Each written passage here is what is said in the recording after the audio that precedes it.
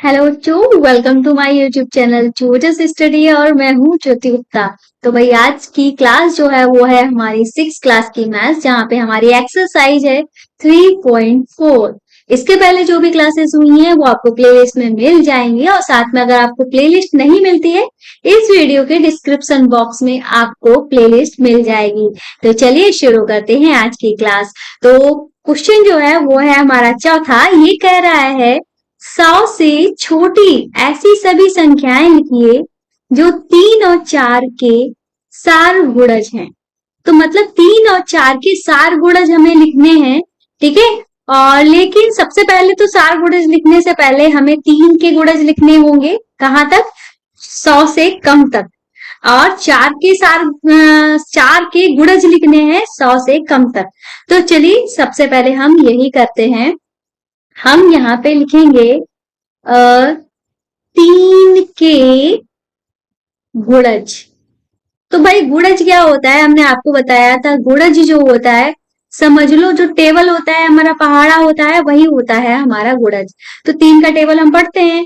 3 एकम 3, 3 दूनी 6, 3 तिया 9, 3 चक्कू 12, तिपच 15, तिछाक 18, 3 सते 21, 3 अठे 24, 3 नेम 27, 3 दहा 29। हमारा टेबल तो यही तक होता है, लेकिन हमें तो 100 से कम तक लिखना है ना, तो हमें इसके आगे भी लिखना होगा। कैसे? 30 में 3 जोड़ेंगे हो जाएगा 33, 33 में 3 जोड़ेंगे हो जाएगा 36, 36 में 3 जोड़ेंगे हो जाएगा 39, और 39 में 3 जोड़ेंगे तो हो जाएगा 42, 42 में 3 जोड़ेंगे 45 हो जाएगा, 45 में 3 जोड़ेंगे तो हमारा 48 हो जाएगा, 48 में 3 जोड़ेंगे 51 हो जाएगा, 51 में 3 जोड़ेंगे 54 हो जाएगा, 54 में 3 जोड़ेंगे 57 हो जाएगा, 57 में 3 जोड़ेंगे 60 हो जाएगा,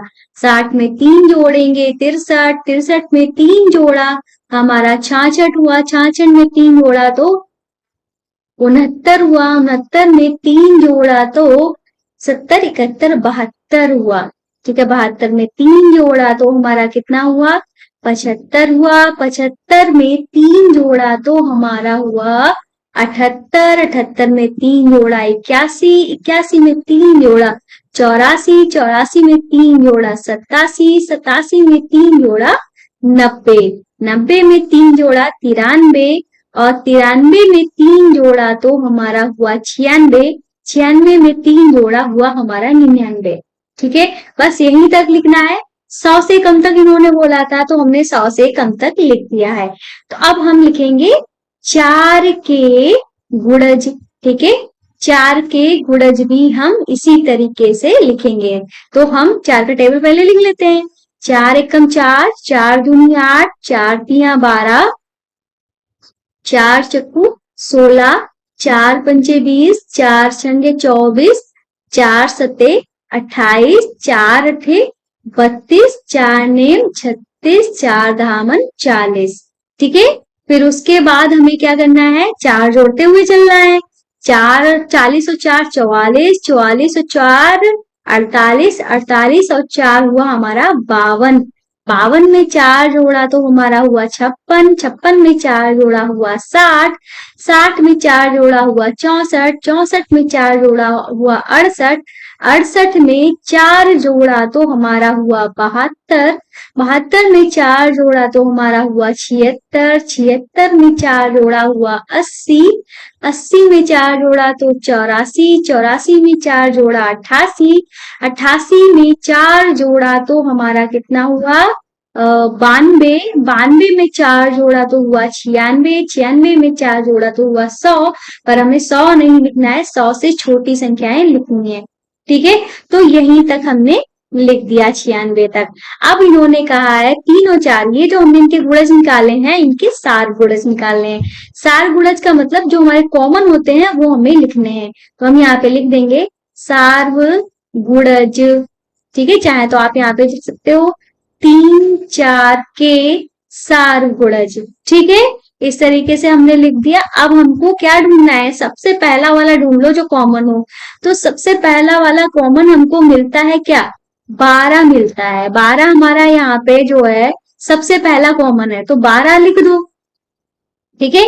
और हमें क्या करना है, 12 का टेबल लिखना है। कहाँ तक लिखना है 12 का टेबल?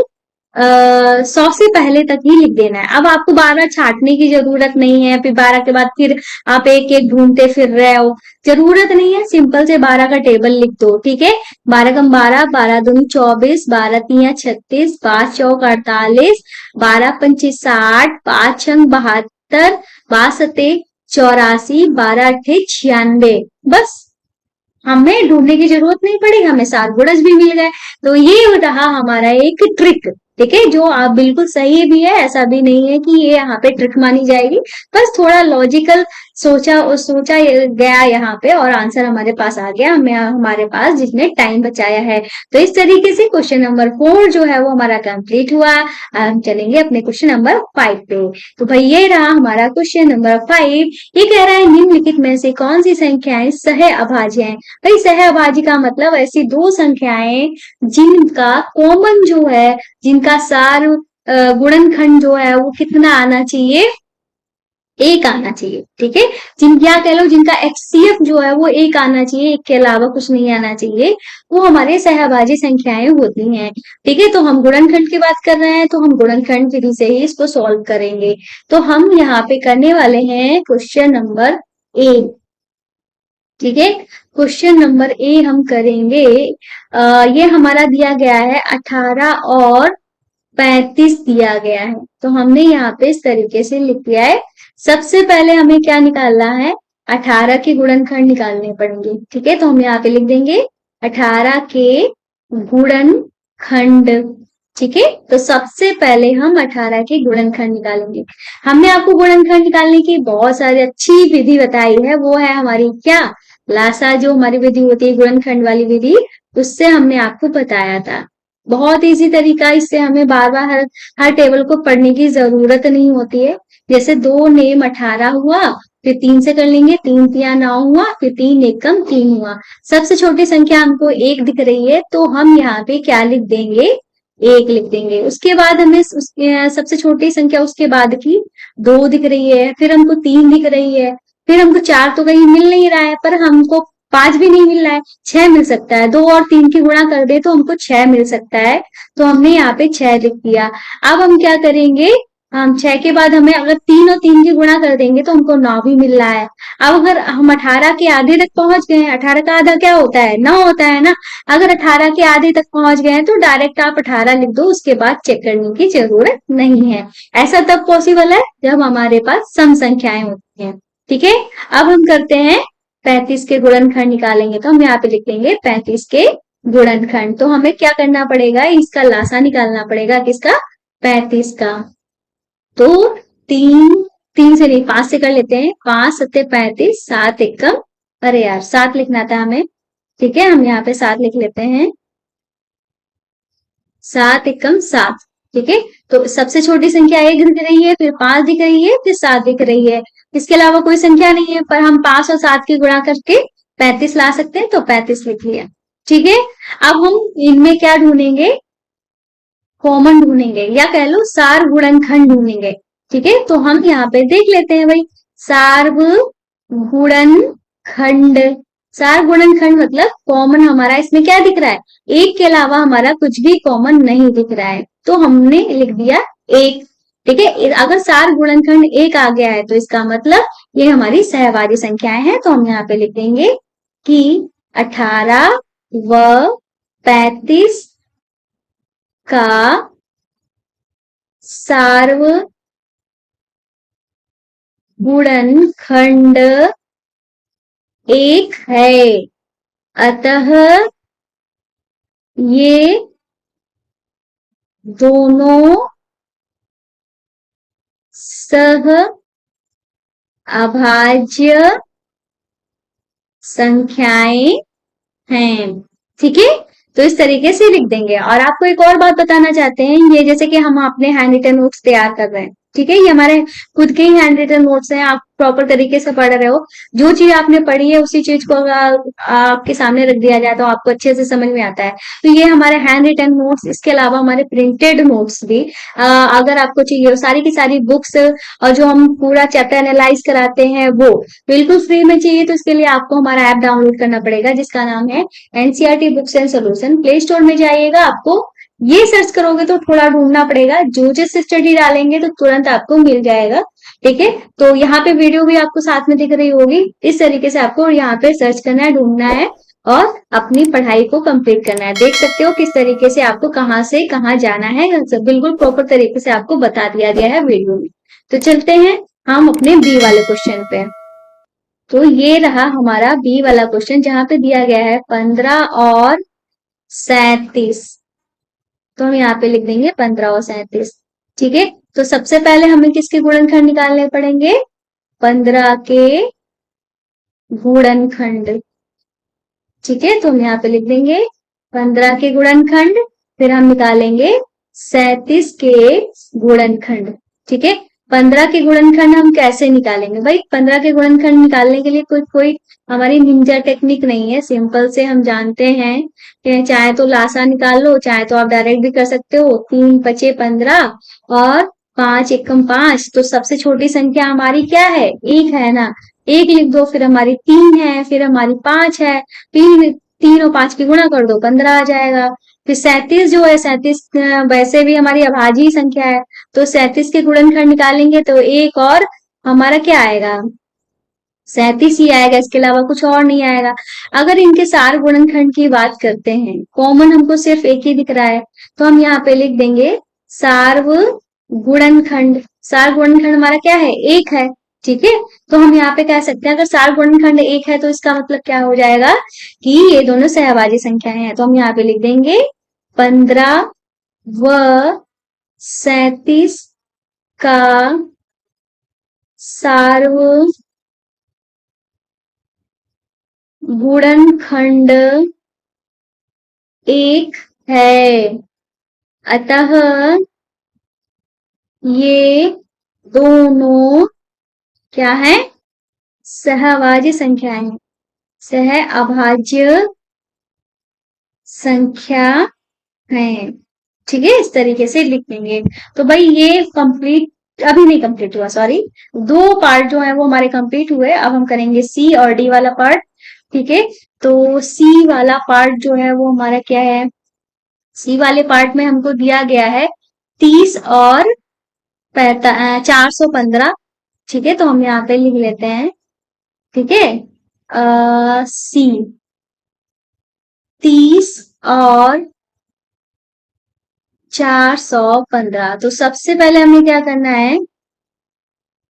30 के गुणनखंड निकालें। ठीक है, 30 के गुणनखंड।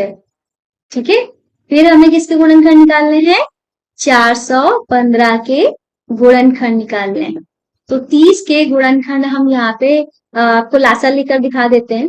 ठीक है, 30 लिखेंगे इस तरीके से, 2 से करेंगे, छोटी से छोटी संख्या से करेंगे, ऐसा नहीं है 30 जो है 15 के टेबल में भी आता है, 3 के टेबल में भी आता है, तो आप 15 से करने लगो या 3 से करने लगो, आपको जितनी सबसे छोटी जो संख्या होती है वही ढूंढनी है। ठीक है, तो हम यहाँ पे किससे करेंगे? 2 से करेंगे। तो 15 दूनी 30 होता है ना, अब हम 3 से कर लेंगे, 3 × 5 = 15। अब हम 5 से कर लेंगे, 5 × 1 = 5। तो सबसे छोटी संख्या जो है वो हमको 1 दिख रही है, फिर हमको 2 भी दिख रही है, 3 भी दिख रही है। अगर 2 उसके बाद हमें 5 दिख रही है और 2 और 3 की गुणा करेंगे तो 6 भी मिल रहा है। और अगर हम 2 और 3 5 की गुणा करेंगे तो हमको 10 भी मिल रहा है। अगर हम 3 और 5 की गुणा करेंगे तो 15 भी मिल रहा है। अगर तीनों की गुणा करेंगे तो 30 मिल रहा है। तो भाई ये हमारे हो गए गुणनखंड। ठीक है, अब हम बात करते हैं 415 की। तो 415 की भी हम गुणनखंड निकाल लेते हैं, 5 से कर लेते हैं। ठीक है, 5 × 40, 1 बचा, 5 × 15, 5 × 40 और 5 × 15, 83 आ गया। तो भाई 83 जो है वो हमारी अभाज्य संख्या ही है, मतलब एक बार में चला जाएगा। तो हम क्या लिख देंगे? 1 लिख देते हैं, 5 लिख देते हैं और 83 लिख देते हैं, और 83 और 5 की जब हम गुणा करेंगे तो हमारा 415 आएगा। ठीक है, इतना आ गया। अब बात करते हैं किसकी, हम बात करेंगे सार गुणनखंड की। ठीक है, सार्व गुणनखंड। ठीक है, तो सार गुणनखंड हम मतलब हमारा कॉमन क्या है भाई, कॉमन की बात करते हैं। एक इसमें भी है, इसमें भी है, एक लिख दिया। 5 इसमें भी है, इसमें भी है, 5 लिख दिया। हमारे पास एक आना चाहिए सिर्फ। ठीक है, पर हमारे पास 5 भी आ रहा है, तो हम यहाँ पे लिख देंगे कि यहाँ सार्व गुणनखंड में एक के अलावा भी संख्या है, अतः यह दोनों सह अभाज्य संख्या नहीं है। ठीक है, ये कैसी संख्या नहीं है, सहअभाज्य संख्या नहीं है। समझ में आ गया? कोई डाउट हो तो कमेंट करके पूछ लेना। ठीक है, अब हम करेंगे अपना कौन सा वाला पार्ट, डी वाला पार्ट करेंगे। तो डी वाले पार्ट में हमारे पास 17 और 68। ठीक है, तो हम यहाँ पे 17 और 68 लिखेंगे। सबसे पहले हमें क्या निकालना है, 17 के गुणनखंड। आपको याद होगा तो 17 जो है वो हमारी क्या है, एक अभाज्य संख्या है। तो ठीक है, और हमको 68 निकालना है। 68 तो हमारी भाज्य संख्या है, तो 68 के तो हमें निकालने ही पड़ेंगे। ठीक है, तो भाई हम आपको लेकिन निकाल के दिखा देते हैं। 17 का क्या निकालेंगे, हमारी अभाज्य संख्या है। इस तरीके से हम 1 और 17 इस तरीके से लिख देते हैं। फिलहाल 68 पे हम निकाल कर दिखा रहे हैं आपको गुणनखंड। 2 से कर लेते हैं, 2 तिया 6, 2 चक्कू 8, फिर 2 से करेंगे, 2 1 कम 2, और 2 सत्ते 14, फिर हम 17 से कर देंगे, 17 एकम 17। तो हमारे पास यहाँ पे क्या आ गया, 1 मिला है, 2 मिला है, 2 2 की गुणा करेंगे तो 4 भी मिल रहा है, और 17 मिल रहा है, 17 की गुणा करेंगे, 17 दूनी 34 हो जाएगा, 17 चक्कू 17 और मतलब 68 आ जाएगा।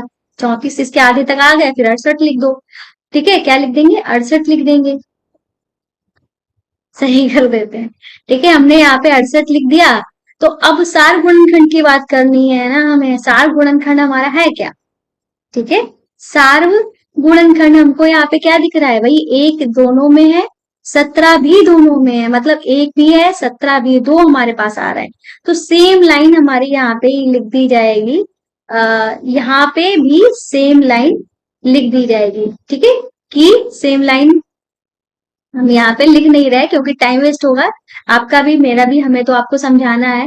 ठीक है, यहाँ पे आपको लिख दिया जाएगा, यहाँ सार गुणनखंड में एक के अलावा भी संख्या है, अतः ये दोनों संख्याएं कैसी हैं, सहभाज्य संख्याएं नहीं है। ठीक है, इस तरीके से ये लिख दिया जाएगा। तो सी और डी भी कंप्लीट हो गया। अब हम करेंगे अपना ई और एफ वाला क्वेश्चन। ठीक है, तो ई और एफ वाले क्वेश्चन को हम ध्यान से जब देखते हैं तो भाई हमारे पास क्या दिया गया है, 216 और 215 यहाँ पे दिया गया है ई वाले पार्ट।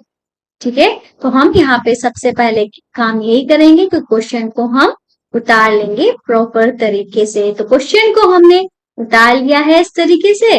अब हम क्या करेंगे, अपना जो पहला वाला है 216, तो हम यहाँ पे लिखेंगे 216 के गुणनखंड। ठीक है, 216 के गुणनखंड हमें निकालना है, फिर उसके बाद 215 के गुणनखंड हमें निकालना है। तो सबसे पहले हमें क्या करना है, 216 के गुणनखंड निकालने के लिए हमें यहाँ पे इस तरीके से 216 लिखना पड़ेगा।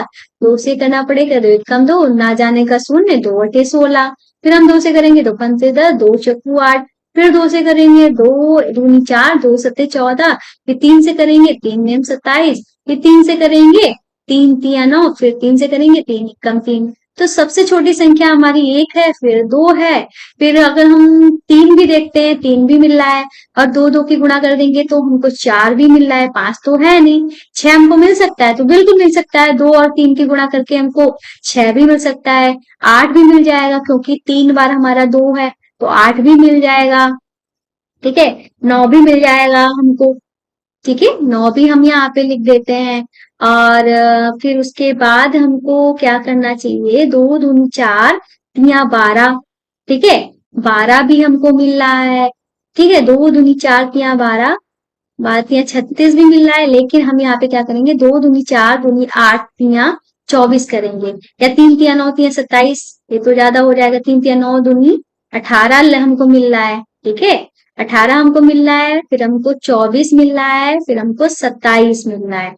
ठीक है, ये चीजें मिली, 3 3 9 3 27, 27 दूनी हमारा क्या हो जाएगा, 54, या 2 दूनी 4 दूनी 8, 8 3 24, 24 वो ज्यादा हो जाएगा, पहले 54 लिख देते हैं, 24 या फिर हम लिख देते हैं 3 3 9 3 27 दूनी 54, और 2 दूनी 4 दूनी 8, 3 24, 24 तो 3 चक्कू 24, 3 चक्कू 12, और 3 दूनी 6, 3 चक्कू 12, 3 दूनी 6 7 72। ठीक है, फिर उसके बाद हम एक और 3 से गुणा अगर कर देते हैं तो हमारा पूरा वही आ जाएगा 72। इसका क्या होता है, इसका आधा कितना होता है, तो हम इसको भाग करके देखते हैं तो 108 होता है, मतलब 72 के बाद हमारा 108 आएगा, फिर हमारा ये आ जाएगा 216 आ जाएगा। ठीक है, इस तरीके से हम गुणनखंड निकालते हैं। सबसे इजिएस्ट मेथड यही है, वरना आप करते रह जाओगे, 72 का पढ़ोगे क्या, नहीं पढ़ोगे ना। ठीक है, या आप ऐसे भी कर सकते हो। ठीक है, 1 से भाग दिया, 2 से भाग दिया, 2 से भाग करने पे हमारा क्या आ रहा है, 108 आ रहा है। 3 से भाग करने पे हमारा कितना आएगा, 3 7 21, और 3 3 7 21, 3 दूनी 6। ठीक है, अगर जैसे कि आप इसके लगभग आधे तक पहुंच गए हो तो इसके शुरुआत से भाग करना देख लो। ठीक है, तो भी आप पहुंच जाओगे। ठीक है, सारे मेथड जो है वो हमने ऑलरेडी आपको बताए हुए हैं इंट्रोडक्शन क्लास में। आगे चलते हैं, अब हमें क्या निकालना है, 215 का निकालना है। 215 हम यहाँ पे इस तरीके से लिखेंगे, और 3 से कर ले, 3 से तो जाएगा नहीं, 5 से चला जाएगा, 5 चौको 20, एक बचेगा ना हमारा, और 5 3 15, 43 हमारी अभाज्य संख्या है, 43 लिख लेंगे, 43 एकम 43। ठीक है, तो हमारे पास 1 5 और 43 और 215 ये मिल गया है हमको। ठीक है, अगर हम सार्व गुणनखंड की बात करते हैं, किसकी बात करते हैं, सार्व गुणनखंड की बात करते हैं, 215। ठीक है, तो हम यहाँ पे लिख देंगे सार्व गुणनखंड। कॉमन की बात करते हैं तो हमारा क्या है, सिर्फ एक कॉमन है, इसके अलावा कुछ भी हमारा कॉमन नहीं है। तो हम यहाँ पे लिख देंगे सार्व गुणनखंड एक होने के कारण ये दोनों संख्याएं सह अभाज्य संख्या है। कैसी संख्या है, सहअभाज्य संख्या है। ठीक है, अब हम चलेंगे नेक्स्ट वाले क्वेश्चन पे, जो कि है हमारा एफ वाला। एफ वाले में हमको 81 दिया है और 16 दिया है। तो हम भाई सबसे पहले 81 के गुणनखंड निकालेंगे, यहाँ पे लिख देंगे 81 के गुणनखंड, फिर हम यहाँ पे लिखेंगे 16 के गुणनखंड। 81 के गुणनखंड की बात करते हैं तो 81 के गुणनखंड निकाल लेते हैं इस तरीके से। ठीक है, 3 दूनी 6, 3 सते 21, फिर 3 से करेंगे 3 दिन 27, फिर 3 से करेंगे 3 तिया 9, फिर 3 से करेंगे 3 एकम 3, 1 लिखा, 3 लिखा, 3 तिया 9 हुआ, 3 तिया 9 तिया 27 किया, फिर 3 तिया 9 तिया 27, तिया 81 हो गया हमारा। फिर उसके बाद 16, 1 के टेबल में 16 आता है, 2 के टेबल में 16 आता है, 4 के टेबल में 16 आता है, फिर हमारा 8 के टेबल में 16 आता है, फिर इसके बाद 16 के टेबल में 16 आता है। ठीक है, और ये तब तक सही है जब तक छोटी हमारे पास संख्या है, बड़ी संख्या है तो आपको यही मेथड अपनाना पड़ेगा। ठीक है, अब बात करते हैं हम सार्व गुणनखंड की। सार्व गुणनखंड, तो सार्व गुणनखंड में हम देखते हैं एक कॉमन है, और ये 2 तो है नहीं, 4 भी नहीं है, 8 भी नहीं है, 16 भी नहीं है, कुछ भी कॉमन नहीं है, तो हमारा एक ही कॉमन है। तो हम यहाँ पे लिख देंगे कि सार्व गुणनखंड एक होने के कारण ये दोनों संख्याएं सहअभाज्य संख्याएं सहअभाज्य संख्याएं हैं। ठीक है, इस तरीके से हम लिख देंगे तो ई और एफ भी हमारा हो जाता है कंप्लीट। ठीक है, तो पूरा का पूरा क्वेश्चन जो है वो हमारा कंप्लीट हो गया। अब हम छठा और सातवां क्वेश्चन जो हमारा बचा हुआ है, ये हमारे लास्ट क्वेश्चन है, इनको देख लेते हैं। ठीक है, इन क्वेश्चन को देख लेते हैं भाई। तो क्वेश्चन जो है वो हमसे क्या कह रहा है, छठा वाला क्वेश्चन पहले हम देखते हैं। छठे वाले क्वेश्चन को करने से पहले हम आपको बोलना चाहते हैं, अगर आपने हमारे चैनल को अभी भी सब्सक्राइब नहीं किया है, प्लीज प्लीज प्लीज कर लो, ताकि आप लोग बाद में भूल जाते हो, क्लासेस देख लेते हो, सब्सक्राइब करना भूल जाते हो। ठीक है, मैं ये नहीं कहूंगी कि आप लोग करते नहीं हो सकता है कि भूल जाते हो। प्लीज सब्सक्राइब कर लो, अभी मैंने याद दिला दिया है, कर लो। वीडियो पसंद आ रही है तो लाइक कर लो, कोई डाउट हो कमेंट करके पूछ लेना, कोई सजेशन देना हो कमेंट करके दे सकते हो। ठीक है, तो इतना काम जो है वो आपको कर लेना है। और हमारी हम्बल रिक्वेस्ट तो आपसे यही रहती है, हमारी वीडियोस को शेयर जरूर कर दिया आप लोग। तो चलते हैं क्वेश्चन नंबर 6 पे। ये कह रहा है कि एक संख्या 5 और 12 दोनों से विभाज्य है। एक संख्या है जो 5 से भी विभाज्य है, 12 से भी विभाज्य है। किस अन्य संख्या से यह संख्या सदैव विभाजित होगी? अब ये कह रहे हैं ऐसी कौन सी और संख्या है जिनसे जो हमारी जो संख्या है जो जिससे 5 और 12 से विभाज्य हो रही। ठीक है, मान लो हमें आपको एग्जांपल देकर बता रहे हैं, हमारे पास एक संख्या है, मान लो x। ये जो x संख्या है ये 5 से भी विभाज्य होती है और 12 से भी विभाज्य होती है। ये कह रहे हैं ऐसी और कौन सी संख्या है जिससे ये संख्या विभाजित हो जाएगी? तो ये संख्या ऐसी कौन सी हो सकती है जिससे ये वाली संख्या भी मतलब ये वाली संख्या जो है इससे भी विभाजित हो जाए। ठीक है, तो हम क्या करेंगे, यहाँ पे हम लिखेंगे वह संख्या हमारी क्या हो जाएगी, 5 और 12 की हम कर देंगे गुणा, 60 है। ठीक है, तो हम यहाँ पे लिख देंगे कि अतः वह संख्या 60 से विभाज्य होगी। ठीक है, विभाज्य होगी। चाहे तो आप इस तरीके से भी लिख सकते हो कि वो संख्या जो 5 और 12 से विभाज्य है वो 60 से भी विभाज्य होगी, इस तरीके से भी लिख सकते हो। ठीक है, अब हम चलते हैं क्वेश्चन नंबर 7 पे। ये कह रहा है कि एक संख्या 12 से विभाज्य है। ठीक है, मतलब कोई संख्या है, मान लो वो संख्या हमारी x है, ये किससे विभाज्य है, 12 से विभाज्य है। और कौन सी संख्याएं हैं जिनसे यह संख्या विभाज्य होगी, और ये करे और कौन कौन सी संख्या है जिससे यही संख्या जो है विभाज्य होगी। तो भाई 12 के जितने भी गुणनखंड होंगे, जैसे कि 1 हुआ, 2 हुआ, 3 हुआ, 4 हुआ, 6 हुआ, इनसे ये सारी संख्याएं जो ये वाली संख्याएं विभाज्य होंगी।